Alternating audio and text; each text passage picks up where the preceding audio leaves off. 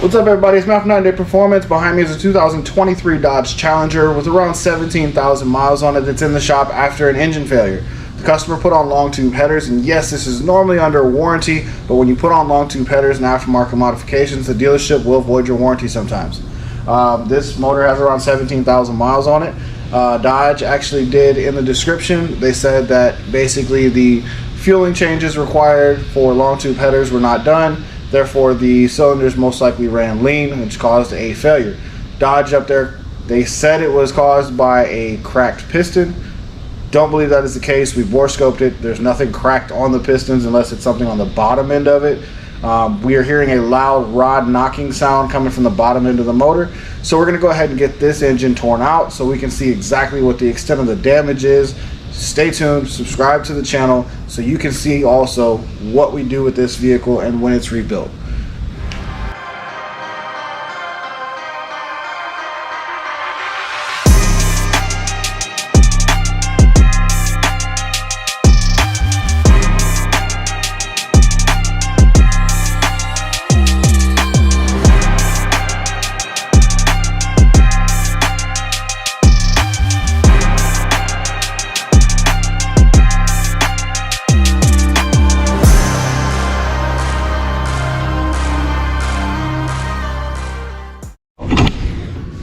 Alright, so after everything else we found today is broken, we're going to go ahead and see what's broken with this.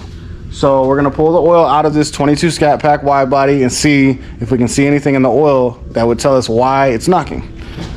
Let's see. Oh shit.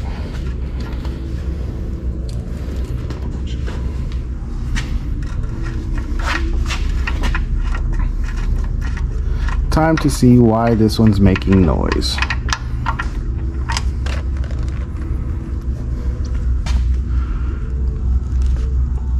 Is it gonna go through the paper towel? That's disappointing.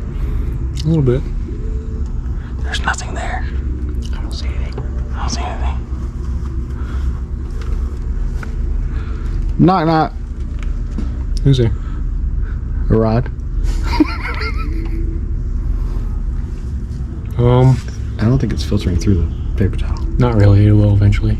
Just around the sides, though.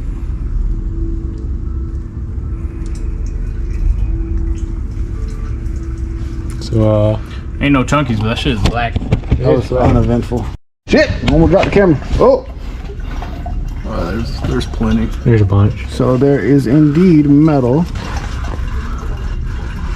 on the paper towel. And you can see it right there. And the motor go bye-bye. Bye-bye, motor. All too often we see these beautiful rides. We buy them, and then we want to modify them and try to get away with as much as possible without voiding the dealer's warranty. Like tuning, which is what this customer tried to do. But at the end of the day, the dealership did him wrong. They didn't do full research. They saw the headers and saw a way out. And that was their final answer. Now, there is something called the Magnuson-Moss Warranty Act that you can use to protect yourself. If you do not know this by now, I highly encourage you to Google the Magnuson-Moss Warranty Act. It'll help you understand what you can and can't do to vehicles. The dealerships cannot stop you from modifying your vehicle.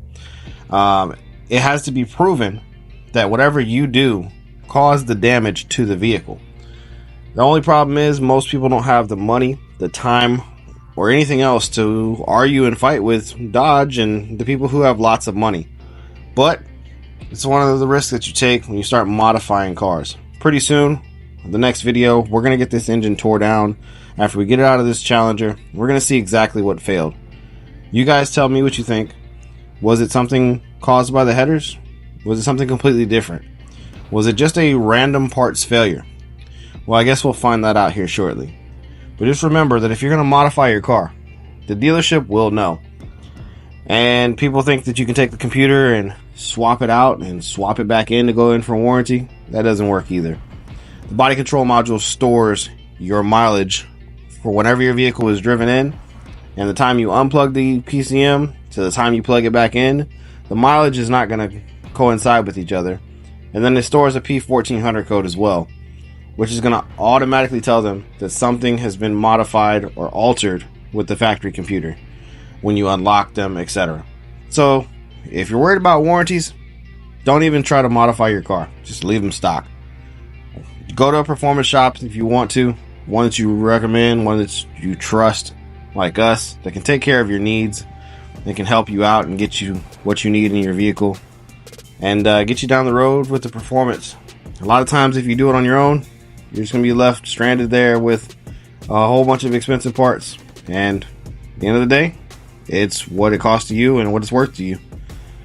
But let's go ahead and get this engine tore out so we can go ahead and in the following video following this one, we're going to get it torn down so we can see the inside of the engine. And I'm going to bring you guys along for the ride so you can see an engine teardown, see what we're looking for, just kind of see some of the things I'm inspecting to find the damage.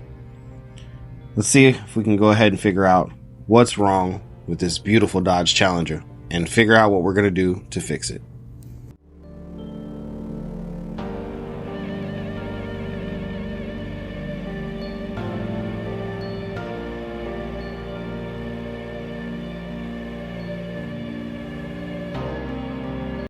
In the video earlier on this one, if you're continuing on, the guys went ahead and got the motor ripped out of this 2023 Dodge Challenger behind me. This vehicle has right around 17,000 miles on it, and as you can see by my shirt, I avoid warranties. This time we didn't do it. The dealership up near Odessa did diagnostics on it. When I mean diagnostics, meaning they went through and did what every single time they do is looked at it, heard a noise, said it needs a new motor. They told the customer he had a cracked piston. We're gonna figure out if that's actually what happened. When we did the bore scope, we didn't see anything cracked as far as on top of the piston. It could be one of the ring lands, we're not sure yet. But we're gonna go ahead and dig into this motor that's right behind me here, and we're gonna tear it apart and see where the failure has occurred. Their reasoning behind this failure was long tube headers with no tune. They said that it caused the vehicle to run lean, which caused it to probably melt a piston or cause other damage from it running lean. I highly doubt that's the reason why this one failed. Yes, those conditions are possible for having engine problems, but the customer didn't have these headers on that long. He was going in between from when he got them installed to getting them tuned. So I don't believe that's what happened. Dodge just wanted a way to get out of doing a warranty on something that happened because of a parts failure. At the end of the day, with the Magnuson Moss Warranty Act, they could have very easily taken that to court and made the dealership prove that the long tube headers are what caused the failure. Because if what we think is a failure is actually true, it was not caused by the headers, it was a parts failure. It sounds like we have rod knock from whenever it was cycling over.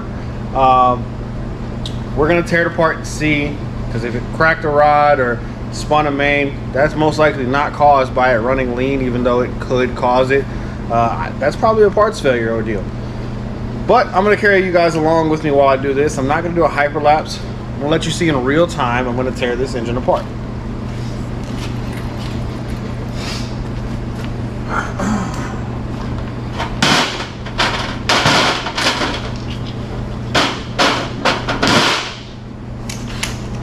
So on these engines, when you're taking them apart, if you don't know how to, you need an 8mm to take off the valve cover bolt. We're going to take these off first, because I want to see what the rockers look like, what the springs look like, what the push rods look like. See if we have any common failure occurrence here that could be causing the noise. The noise is bottom end from what we can tell.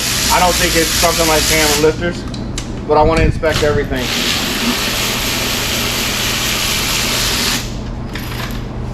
Move something a little faster.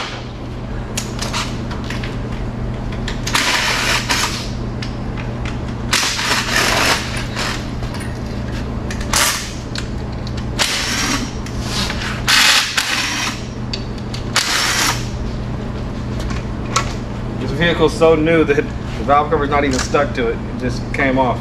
For those who have taken these off before, they don't normally come off that easy. This motor only has 17,000 miles on it. Nothing stands out here. Let's pull the other one off.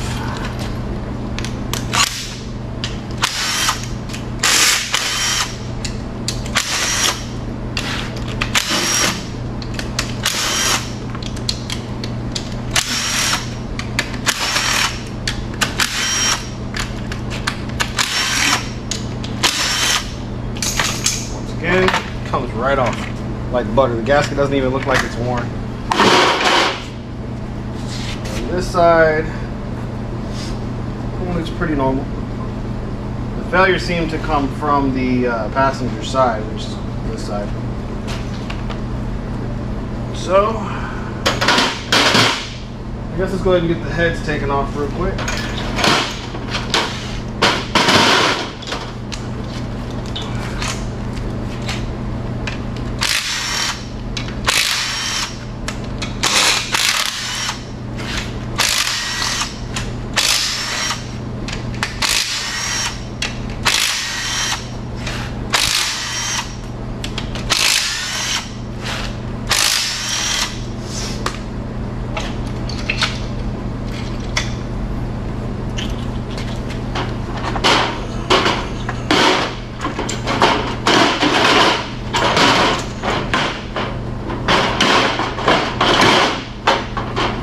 So the goal for this build is hopefully whenever we get this taken apart, it's not too serious, because he was just going to go ahead and do a cam and lifter's job on it, so we can make sure that we don't have a lifter failure later on down the line with this one. We're throwing most of this away anyways.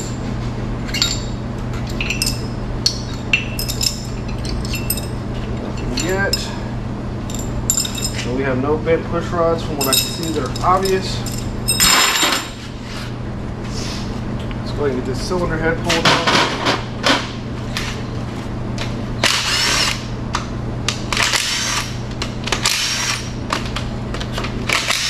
What do you guys think the failure is going to be? Leave that down in the comments for us on what you think happened to this motor.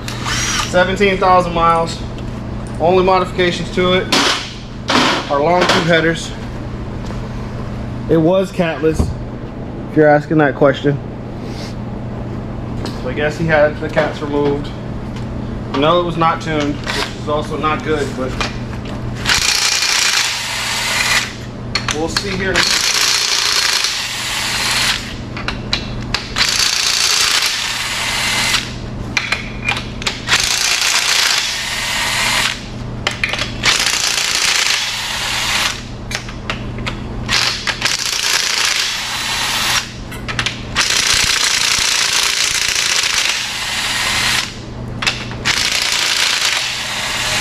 Impact's going dead.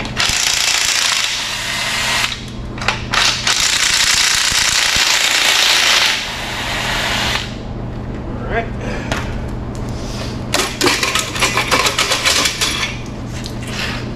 Those pulled off.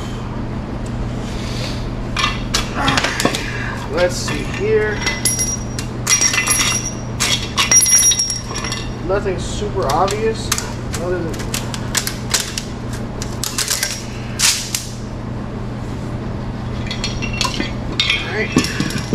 nothing super obvious with the heads on this side, or the head on this side, as far as damage would go. Head bolts are not reusable, so we're not reusing those. So from the looks at the top of that piston, there's nothing wrong with that.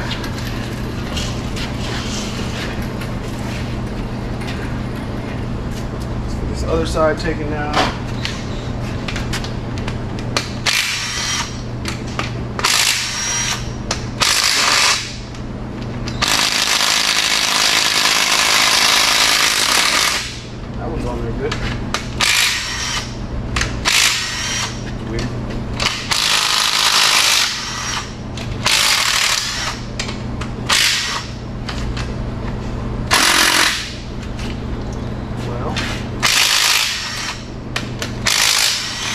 Looks like I'll need a new rocket shaft bolt for this one.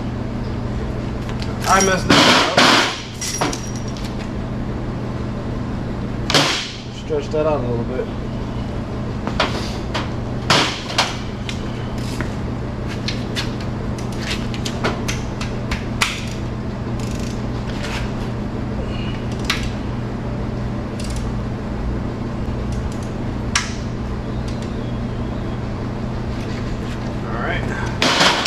Grab one more bit real quick. That one might take it off. Might have to get my extractor set out. That's round to the top of this bolt.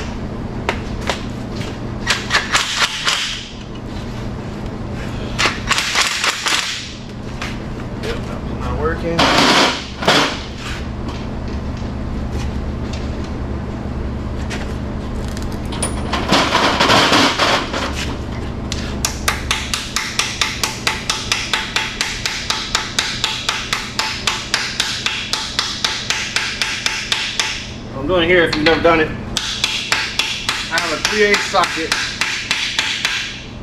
so it's smaller than the tendon. Use that, hammer it over because it's smaller to make new grooves. Like that, we can get it off.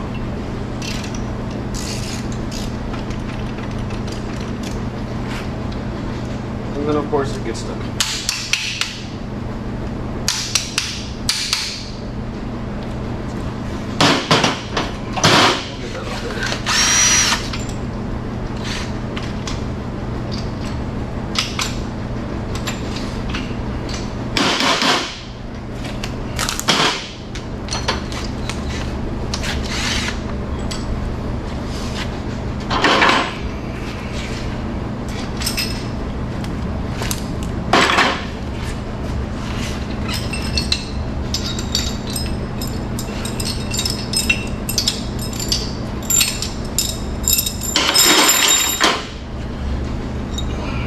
None of those push rods look damaged.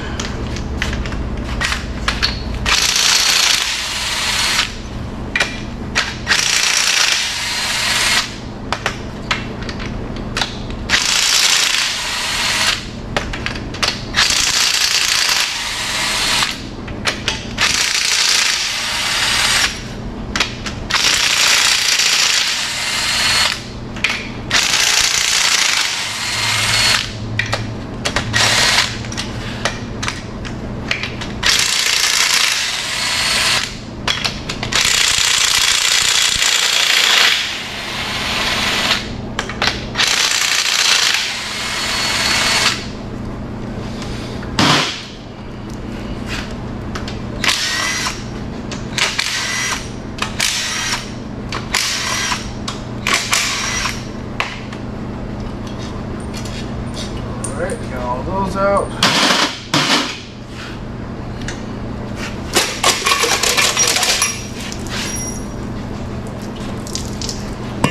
Alright.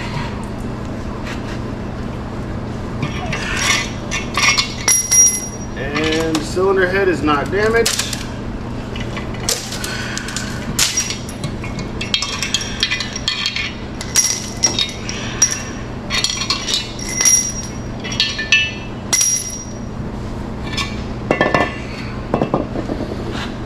Alright, so we have no damage on there. So now we're going to flip it over to the bottom end. I'm pretty sure that's where the damage is going to be. Gonna make a really big mess, but just vacuum this up real quick.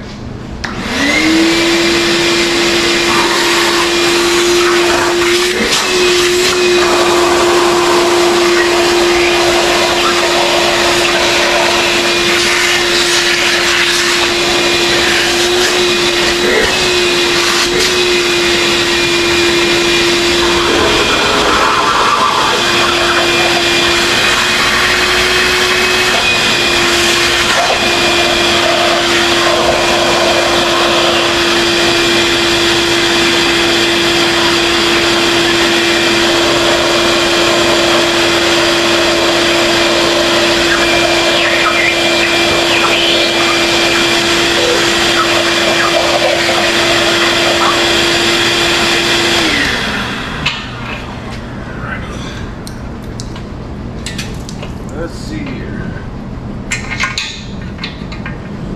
This oil pan ripped off. Now, by the way, I will link another video. We did take the oil pan and drain all the oil out of it. And to answer the question, yes, there was tons and tons of metal in there as far as metal shavings go. So we know there is definitely a big problem, other than the obvious knocking sound.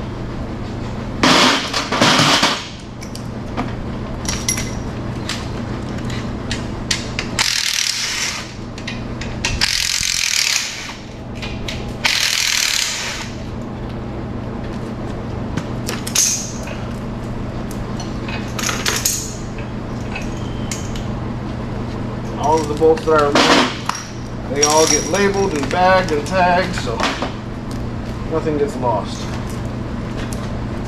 or mixed up with the other cars. Because right now we have a bunch of cars in here.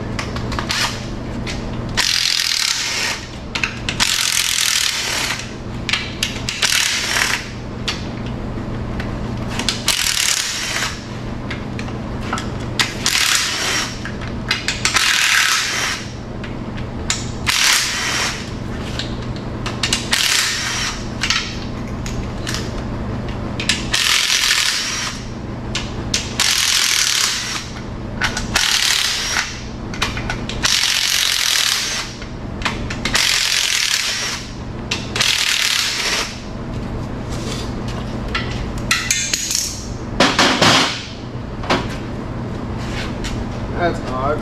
2 of the bolts are missing in the back of the oil pan that I did not take out. I don't think my guys would have took it out when they did the transmission removal, but it is possible. I'll convene with them later to see.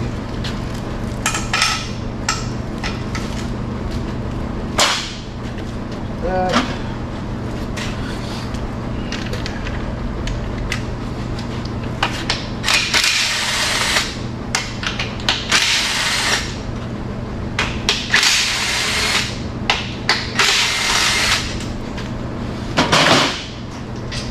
What are we gonna find in here?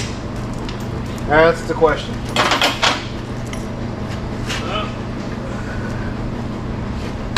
There we go. Oh, wait. So, not sure if the camera's gonna pick this up, but we got metal all in the oil pan right there from where we drained it. So that is a big problem. Go ahead and get the brush dip taken down so we can see what's underneath.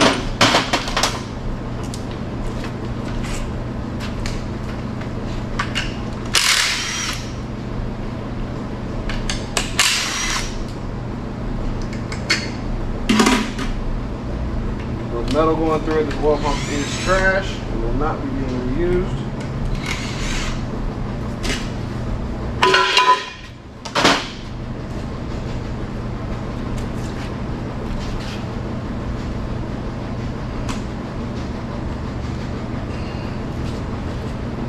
Flathead. So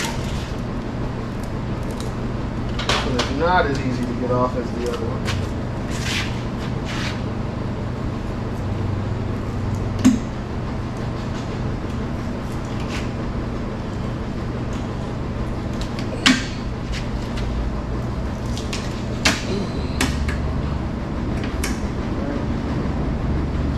Right. 13, I'll put back on this way.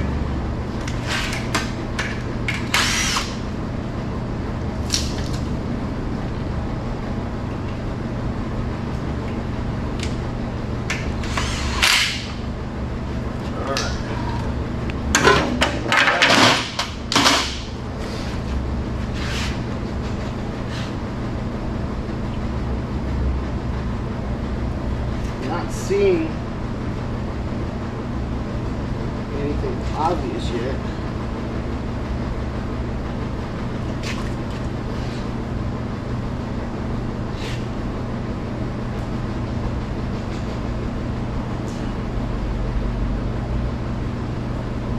Turn it over some. We'll grab a socket so I can rotate that. I don't see anything obvious still.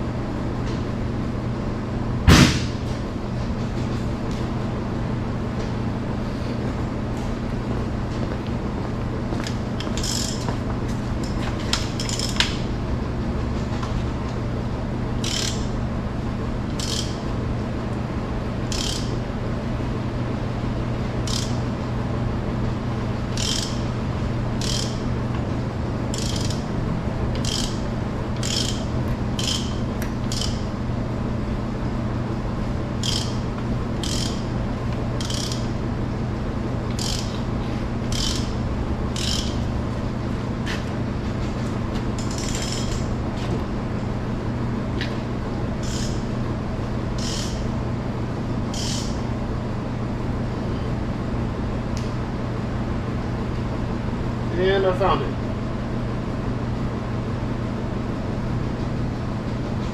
Maybe. Yeah, I think I found it. Well, looks like we spun a rod bearing. That's what it indicates right now without tearing. I gotta tear it down the rest of the way, but not sure if the camera will pick it up enough, but down there on that piston, it's missing a piece at the bottom of the skirt. So I'm gonna go ahead and get that torn apart. Get these pistons knocked out real quick so we can see. Pretty sure that's what we have going on. So, actually, I'm going to take those out first.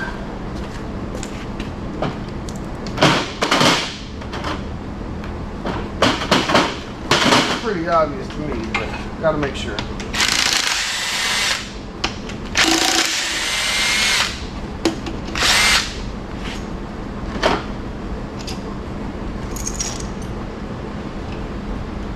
Oh yeah.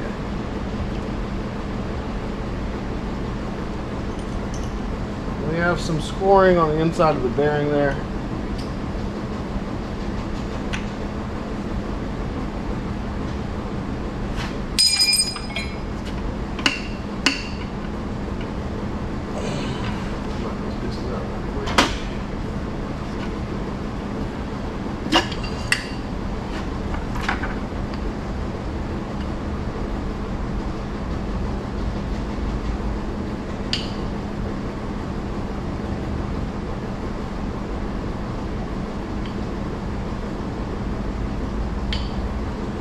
I don't see direct signs of heat, meaning that it ran lean, but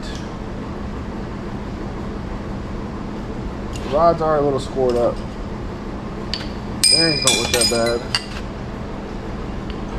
We're missing a piece right here. So they're already cut, but there's a piece missing on that one. So I don't think that's the cause of the knocking, the loudness though.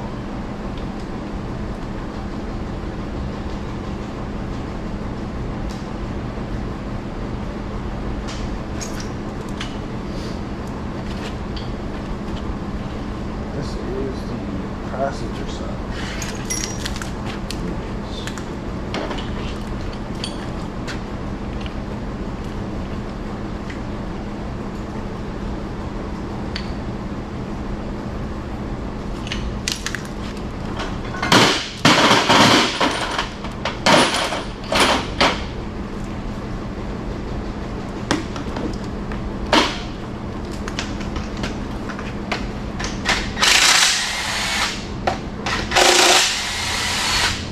When I say knocking noise, this thing was not knocking lightly.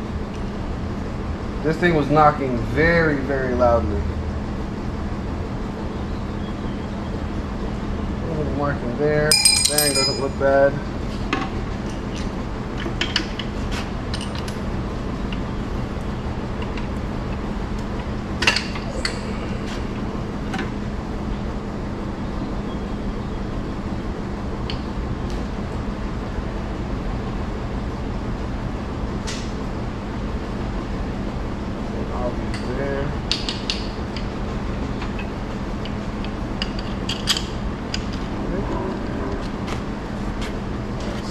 Seven.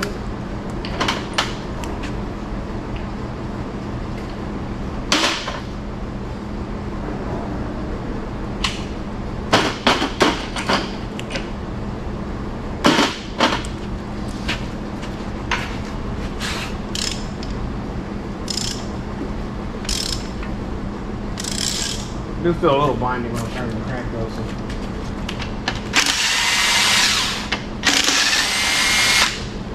Something is definitely not happy.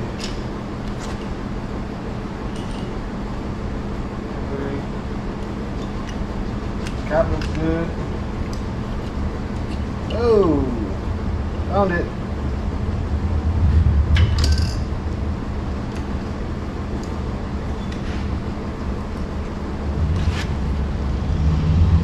We have found the culprit.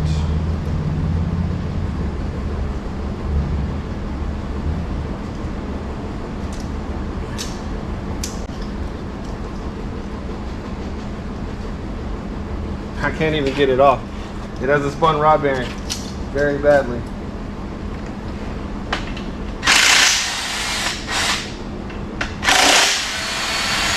So bad I can't even get it off. I'm not taking this now.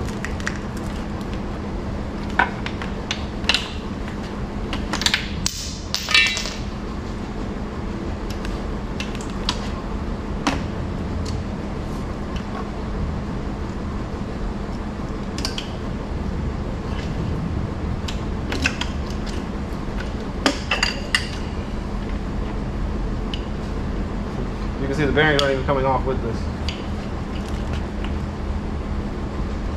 That main cap though.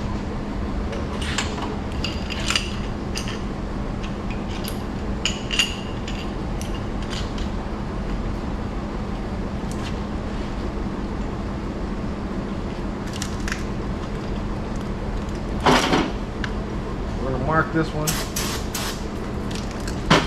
You know for a fact that this one is bad. That is cylinder 6.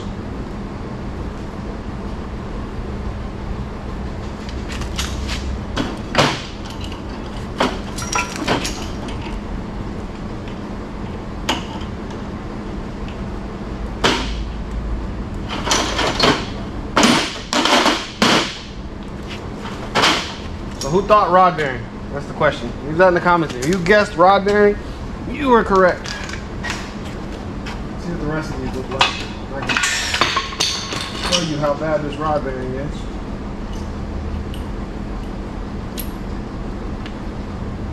Just spun one. The other one's fine. Its partner beside it is a little chewed up from the metal going everywhere, but otherwise fine.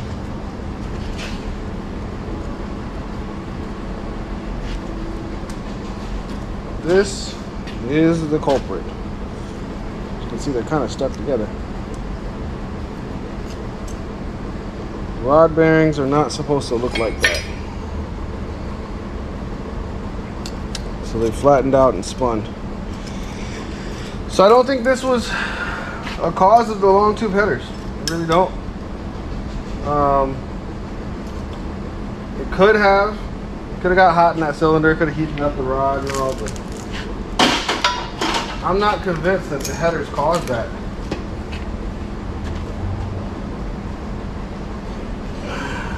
Not at all. What do you guys think? Do you think the long tubes without a tune caused that?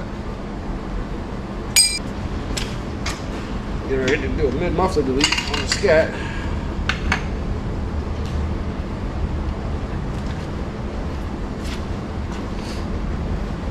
This piston also looks fine. Looks like, I think this is a random parts failure, to be honest. I don't believe this was caused by the headers. But of course, with Dodge, the way they do their business with warranties, they want to save money. I don't blame them. So any way possible to save money, they're going to do it, including voiding customers' warranties. So that one was 5.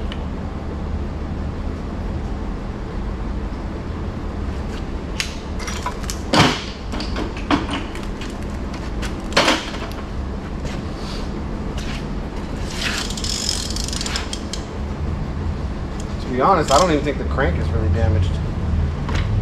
Jesus Christ. I think the crank might be fine on this one. Might have to polish it.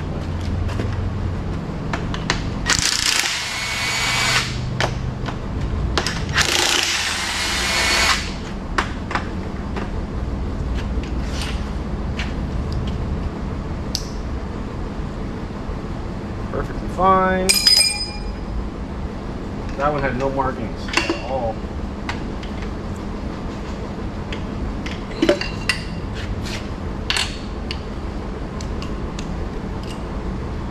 Bearing's good. Rod's a little scored. These all can be polished though, other than the one that's spun.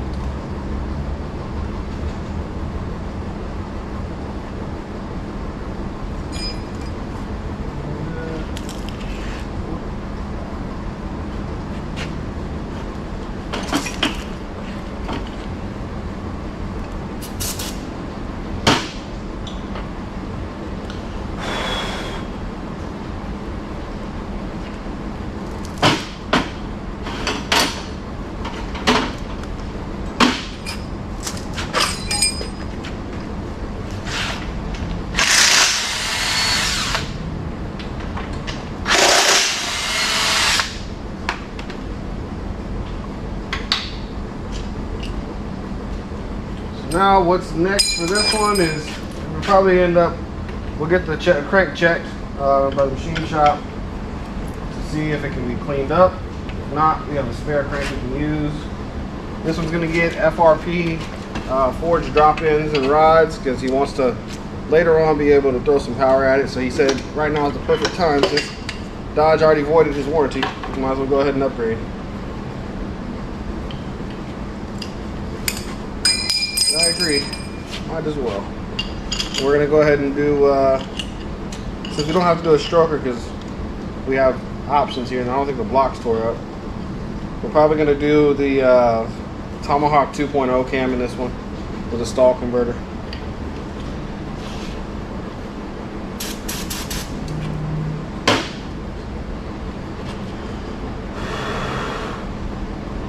Alright, so that one.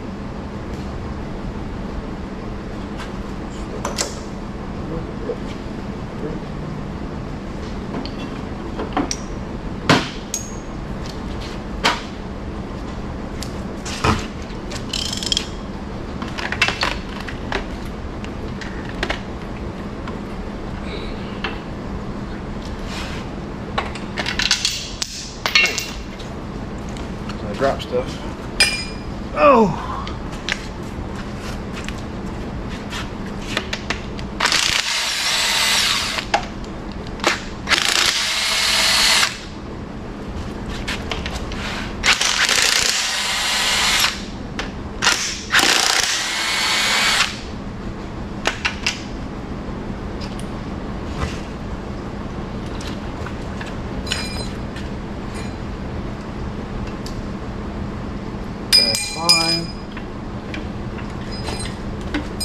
And if you're asking why I'm throwing the bearings on the floor, because I don't reuse these bearings, especially on motors that have had metal going through them like that. Too much of a risk when I can just put new bearings in it. So if they don't want to pay for it, they can go to a different shop. I don't like to half-ass and do stuff the quick way. I like to do it the right way. This one looks fine. Very good. That just fell.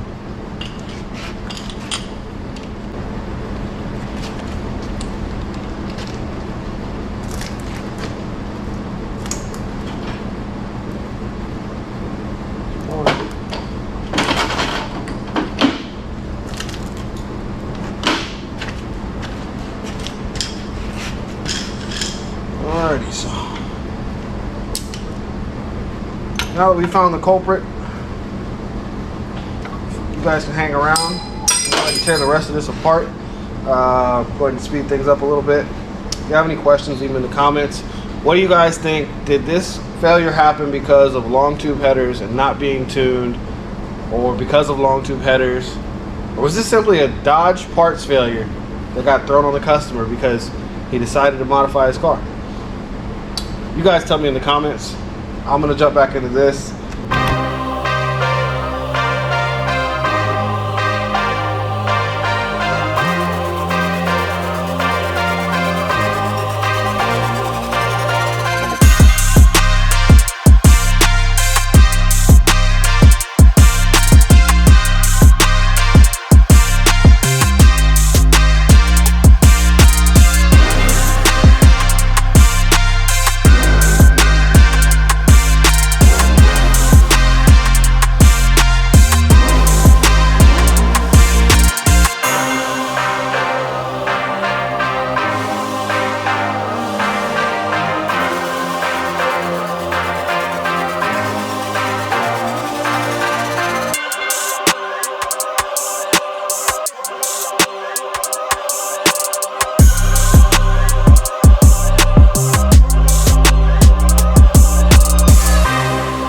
We're continuing the build on the gray wide body Challenger that we're putting an FRP MOAB in, as well as the FRP 426 stroker. Right here you see the block we have all cleaned up, and as you can see, everything's been torque plate honed, everything is ready for installation, it's all clean. And over here on the table we have all of our forged pistons and rods fully assembled for our stroker kit.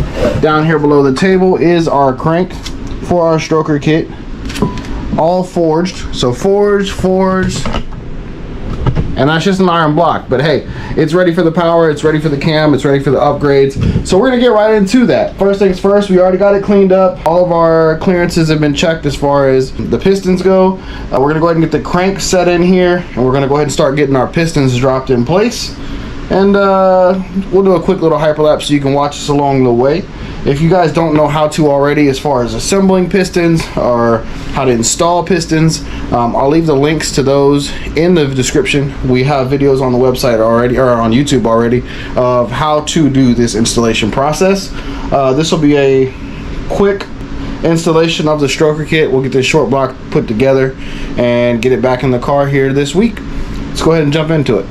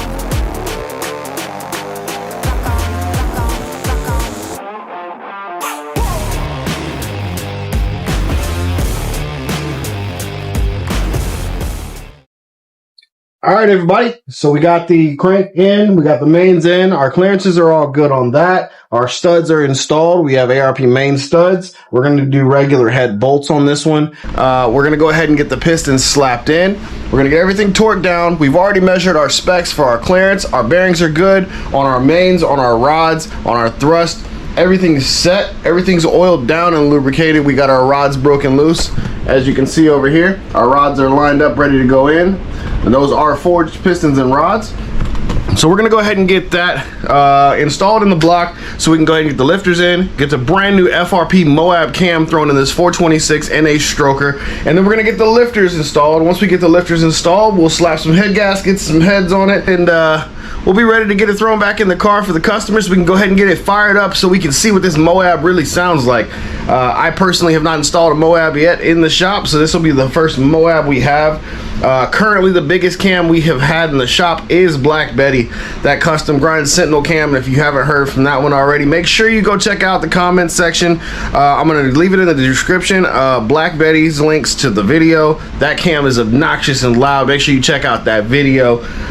Until then, I'm going to go ahead and get this put back together. Let's start assembling this long block, which right now is just a bare block, and to get things started so we can get this motor back in the car. I'll catch you guys here in a few.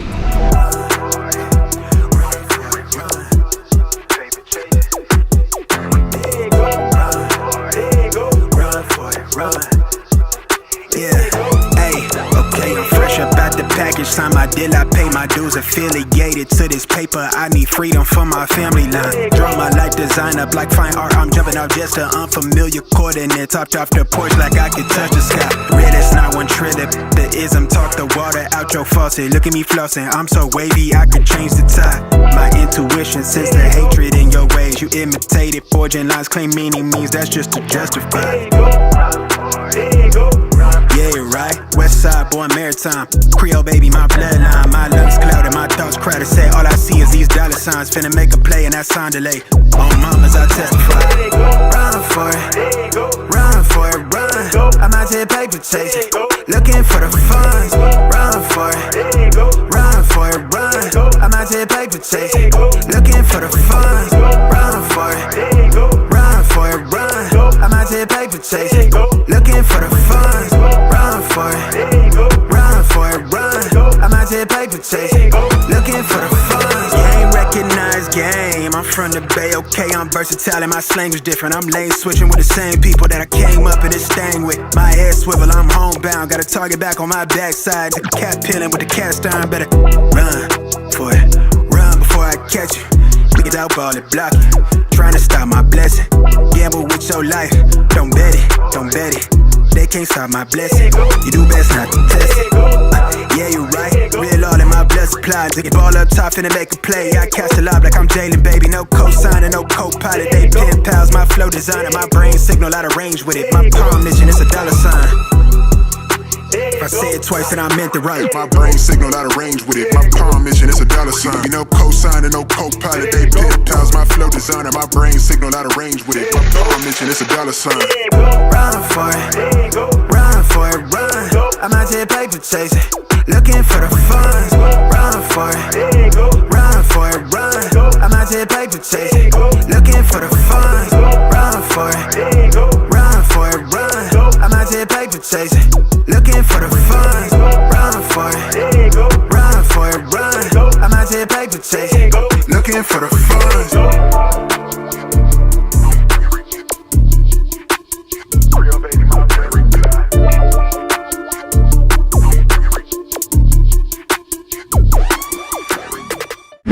It's that time. So it's time to go ahead and get this FRP MOAB cam installed. These brand new OEM non-MDS lifters. As you can see, we only install Mopar lifters and Johnson lifters, not the cheap Chinese stuff that some of the other competitors like to use.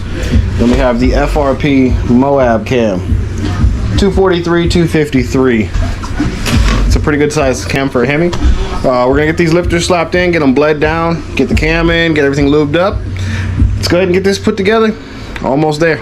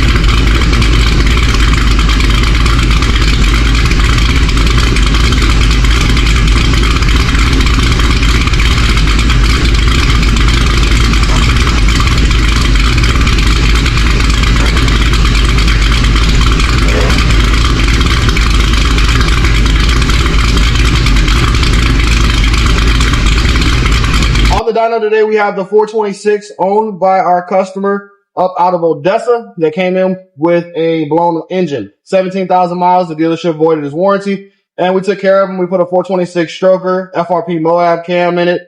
Some other goodies along the way. And we got everything dialed in on the streets. Now we're over at our buddy CNZ Performance's dyno.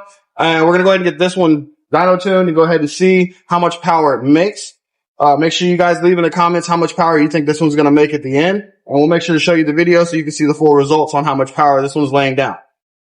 And if you need any of these parts, nightdayperformance.com, or you can shoot us a message, 713-344-2191. Let's get over to the dyno.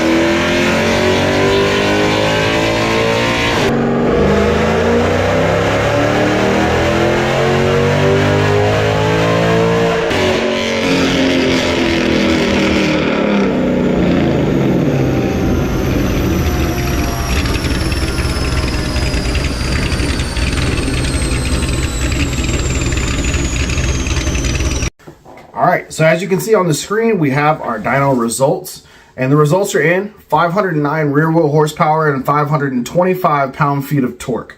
Now, these numbers, some people are going to say should be higher, and they're going to ask, why do we have a 426 stroker with a cam that's making numbers closer to what a 392 would make max effort with a cam? Well, it's because of future upgrades. Whenever we do these builds, we always ask the customer first what their goal is and why they're building the vehicle. This particular customer told us that his interest and his needs were to rebuild the engine because initially it came in with a blown up motor. So the rotating assembly was trash. It spun a rod bearing, it ate up the bearings, ate up the internals. So we wanted to put new internals in it. So we had it bored 10 over so we could clean up the cylinder walls. And then we went ahead and got an FRP stroker kit. Now, keeping in mind future upgrades, I asked the customer if he wanted to do max effort NA, or if he wanted something kind of mid-range, or if he wanted something that he was going to do upgrades later on to, like boost, etc. And he expressed to us that at the current moment, his main goal was to get the engine built because it was blown up, and he wanted to have it where he makes a lot of power now, but can still add a supercharger later. Now, yes, we can go ahead and just put higher compression and, not worry about it. However, when you start bumping compression up a lot, it starts requiring E85, stuff like that. So we wanted to keep it on 93 because the customer, 91, because he lives up near Odessa. So when we did this build, we were keeping in mind that a Pro Charger would be coming into play later on. So I want to say this stroker particularly was like 10.5 to 1 on the compression. If we were going to do more compression like 11 to 1, 12 to 1, or high compression like 13, 14 to 1, it would have made substantially more power. But because we're worried about a Pro Charger later, we kind of did a mid-range compression so that we could keep it friendly. So 10.5 to 1, I believe, is what the compression was on this one, which is going to be good for NA now, good for boost later. If we did a 9.5 to 1, they would have been really not worth it. Anymore on the newer cars, low compression like that is not needed. So we built this one with that in mind. Now, the MOAB cam is not traditionally designed for boosted applications. However, it will work with his Pro Charger. If he was doing a Whipple or a Magnuson, we probably would have chose a different cam, but this MOAB can work fine with the Pro Charger with the proper tuning. We also discussed intake manifolds. The customer, when I told him about this cam that we were going to do, because we're doing a stroker, we were able to do a much larger cam. However, it needs a better intake. The stock 6.4 intake manifold is okay, but this one really needed a high ram because of the size of this camshaft. But the customer didn't want to do that at the current moment. He said later on he's going to do a high ram and probably the Pro Charger. He's going to build it up as he goes. So he's going to substantially make more power as he goes compared to making it all right now. I'm going to throw on the screen two other cars that we did. Both are 392s. Both have cams such as the Tomahawk. I believe both of these are, yeah, they're both Tomahawk 2.0s. So you're going to see 499.99 rear wheel horsepower, 500 on the dot. But if you look at the torque numbers on the auto car, the 499 is an auto car. It makes 480 pound-feet of torque. Now, keeping this in mind, because the car that we just did this 426 MOAB in is also an auto car. The one that makes 500 is a manual car. They tend to make more torque than the auto cars do. So with that one being said, you have to realize that he's picking up 45 foot-pounds of torque by having a little bit larger of a cam and overall a 426. So this 426 car is going to have a lot more torque, a lot more get up and go than the NA car, the 392 car that's with, say, a Tomahawk 2.0, which is still a pretty substantially sized cam. It's not as big as the MOAB, but I'd say the difference between the two is usually about 15 to 20 horse. With this one, if we put a high ram on it, I'd say I would expect the 426 to be around the 530 to 540 rear wheel horsepower range. Just because there's a restriction right now, which is the intake manifold. That's why it's at that lower 509. So we can gain a lot of power with the high ram, which he's going to be doing later on. But for right now, we built this based on the expectation that the customer was going to go with a Pro Charger later, and he wanted something NA he could drive on 91 octane up near Odessa, have fun with, have more power, because ultimately whenever he had the damaged crankshaft, we couldn't just do drop-in pistons and rods like we were initially wanting to do. We had to do a crankshaft anyways, which is where the stroker kit came into place. So if you guys have any questions regarding strokers, you can leave those in the comments section. I'll read the comments and get to them as I can.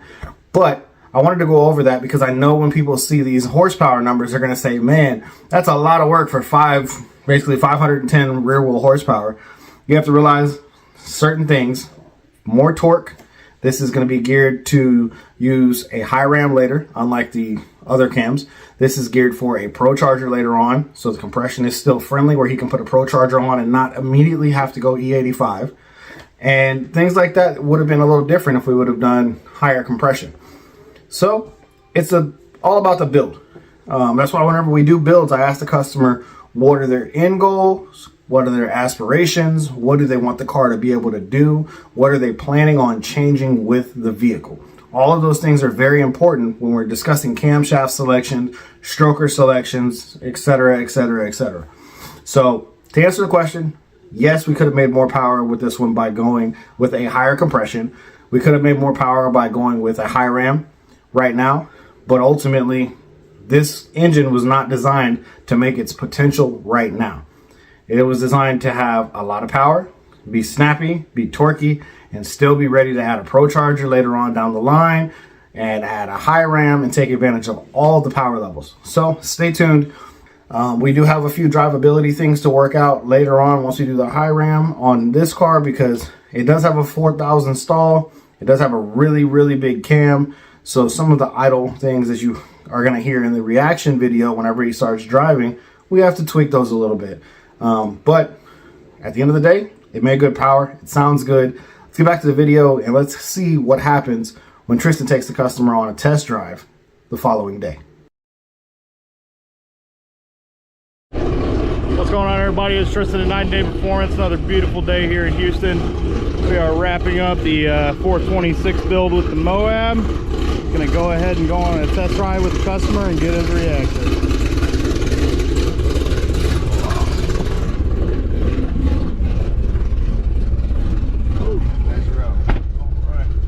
Think so far, Moses? It's good. I like it. It sounds good. Hell yeah. Happy it's been a year. Okay, you ready? Yes, sir. So I can drop it in gear, or I can do whatever. You drive it how you usually do. Yes, sir. Oh man, it's shaking. It's thumping.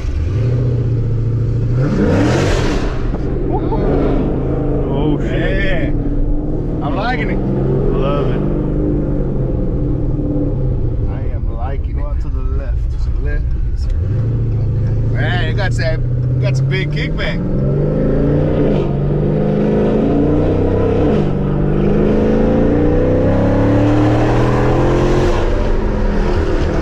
Oh man, it's moving.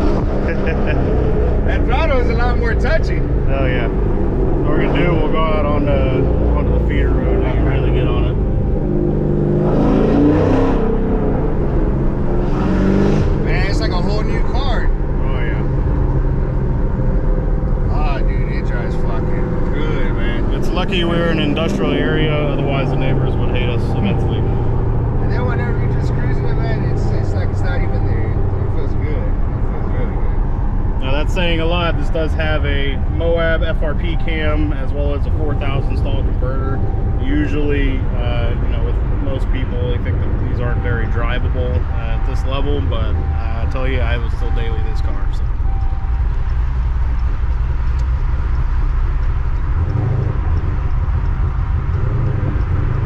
Okay, it's gotta take some getting used to the throttle. I mean, it's all part of the learning process. You're gonna follow that car, just went to the right, we'll go to the light, take a right.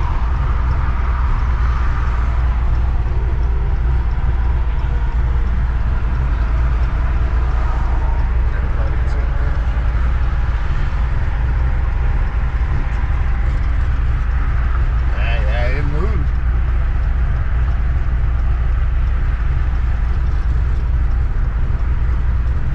Okay, after this car. Okay, you said just out to the right? Yep.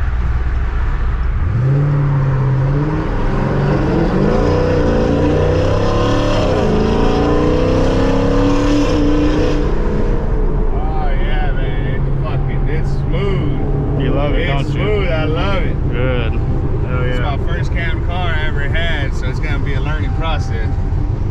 Yeah. And that is the one part to a converter that just kind of Yeah. you just kind of got to live with and learning process. Yeah. But I mean, personally, I got a 4600 stall in that truck.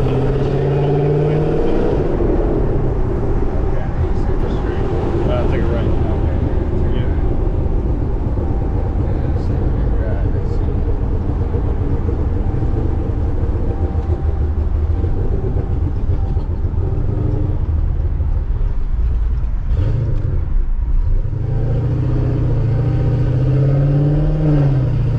Once we get back on that road to the right again, we should be able to get on it. If you you get up to like 30, 40, and then roll into it, but then just mash it, it shouldn't spin too bad. Yeah.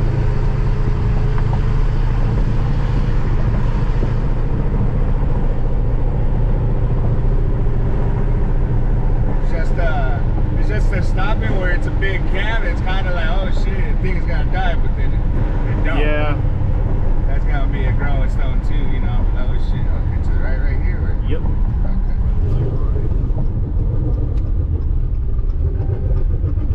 So you can kind of roll into it and just go ahead and go for it. Okay, you said like 30, 40. Yeah. You can go ahead and start rolling in.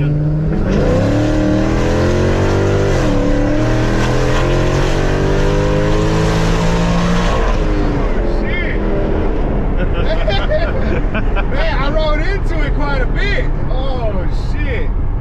That thing gets up and fucking goes. Oh yeah. Oh man, that's fucking nice. That's beautiful. And that's what we like to do for our customers here at 9 That's Days. just in drive. Yep.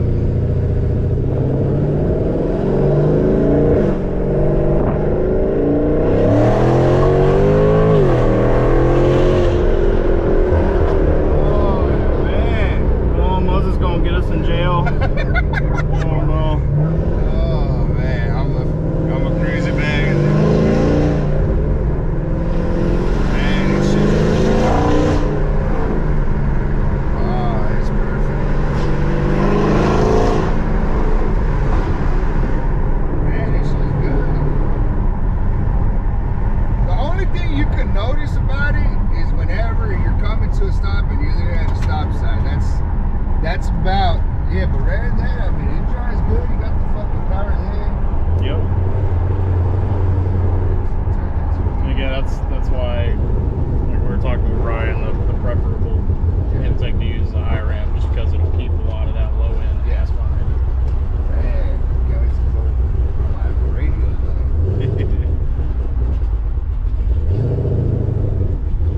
So how you feel about it, Moses? Good, I'm happy with it. It's been a long journey. Happy to be back in it.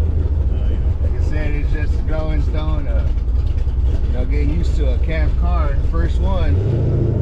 Not to mention a stroker. Yeah, a stroker too. So it's good. I'm happy with the satisfied. That's what we like to hear. That and RPM. Yeah, I like it because I can still drive it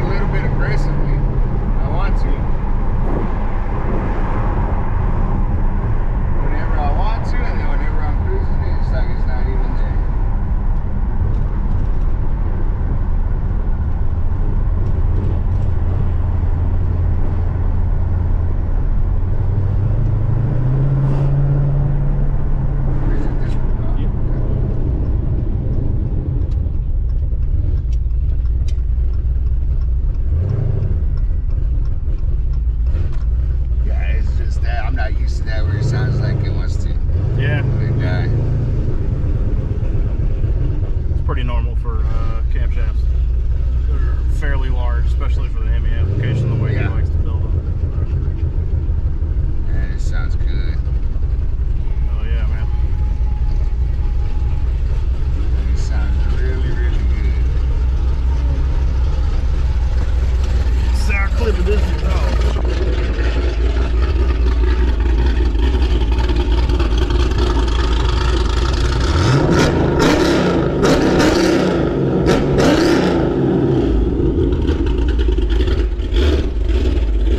what we're here for, people. Make you guys happy and make a lot of horsepower. That's gonna be it for this build.